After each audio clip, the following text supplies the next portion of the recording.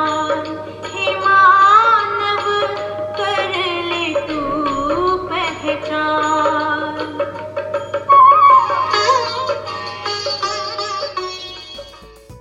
ओम शांति।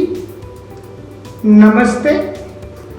आज तक हमने कर्म, अकर्म और विकर्म के बारे में सुना हुआ है।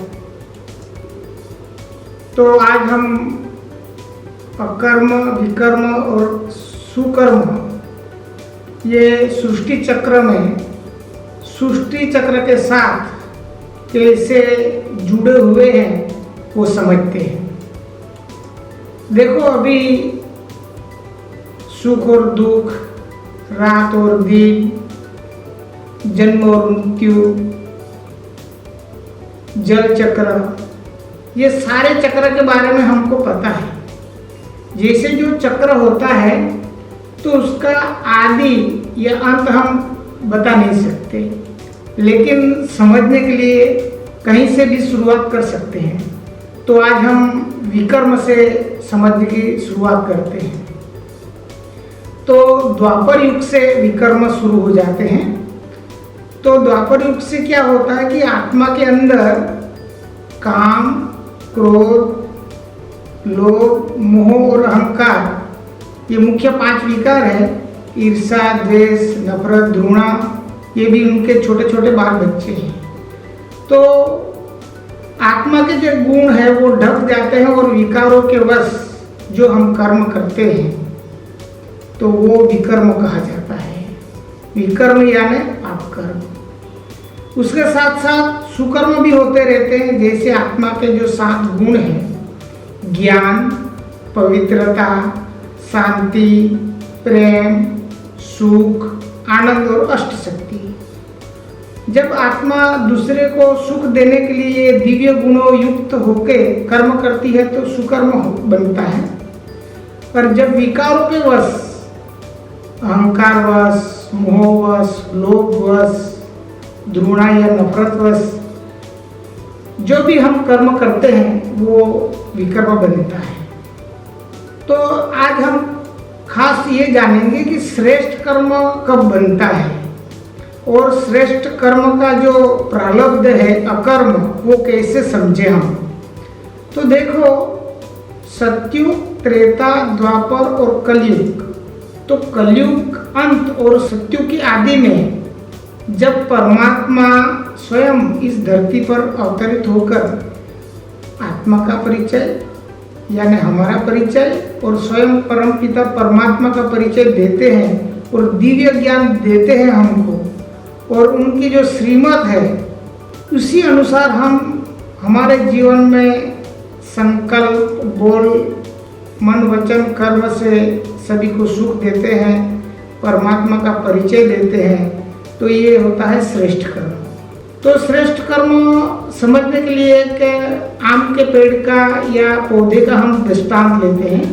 देखो, एक देसी आम का गुठली हम लेते हैं बीज के रूप में, उसको हम जमीन में गाड़ देते हैं।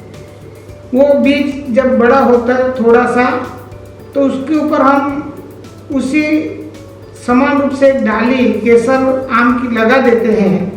तो जैसे बीज तो देसी आम का है, लेकिन जब वह पेड़ बड़ा होता है तो उसके ऊपर हमने जो केसर कलम की डाली लगाई थी, तो अभी इस आम के पेड़ पर हम सभी जानते हैं कि अभी देसी आम नहीं आएगा, लेकिन केसर आम ही लगेगा। वैसे ये परमात्मा का ज्ञान हमारे जीवन में आने से, हमारे मन बुद्धि में धारण करने से हमारी स्मृति, वृत्ति, दृष्टि बदल जाती है, यानी कि श्रेष्ठ कर्म शुरू हो जाते हैं।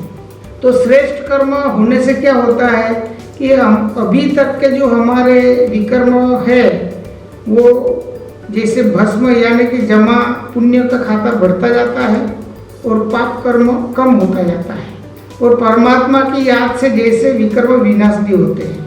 तो जैसे हम बीज डालते हैं गेहूं या ज्वार का, तो 4 या 5 मास में उसका फल मिल जाता है, लेकिन जब हम फल का पौधा लगाते हैं तो 5-6 साल लग जाते हैं शायद। लेकिन एक बार वो बीज लगा देने से, पौधा पेड़ बढ़ जाने से पीढ़ी दर पीढ़ी हम उनके फल खा सकते हैं। वैसे अभी ये संगम युग चल रहा है, तो ये संगम युग का समय कैसे समझे हम? जैसे अभी 24 घंटे हैं सभी के लिए, लेकिन कोई स्टूडेंट अच्छी पढ़ाई कर रहा है तो वो इस 24 घंटे का उपयोग कैसे करेगा? अगर बिजनेसमैन है तो बिजनेसमैन इस समय कैसा बिजनेस करेगा? तो समय तो वही है, लेकिन जो आत्मा समय को अच्छी रीति सफल करती है तो उनका भाग्य बन जाए। दूसरी रीते समझे हम तो देखो, हम इंश्योरेंस करवाते हैं, शरीर का भी इंश्योरेंस करवाते हैं, गाड़ी बंगला सभी का इंश्योरेंस करते हैं। तो इंश्योरेंस कंपनी हमें उसके जो हमारा जो जमा की हुई रकम है उसके अलावा कई गुना रकम हमें वापस करती है। तो ये परमात्मा के कार्य में हम तन मन धन समय संकल्प सफल करते हैं तो ये श्रेष्ठ कर्म से हमारा अकर्म का प्रारब्ध बनता है। अकर्म यानी सतयुग में पुनर्जन्म होगा और सतयुग में उसका प्रारब्ध मिलेगा। तो अभी का जो समय चल रहा है उस समय को पहचानो, ये परमात्मा का ज्ञान आप भी लो और अपना श्रेष्ठ भाग्य बनाओ। मुक्ति और जीवन मुक्ति आपका जन्म सिद्ध अधिकार है, वो भी प्राप्त करो, ऐसी मेरी शुभ भावना है। ओम शांति, नमस्कार।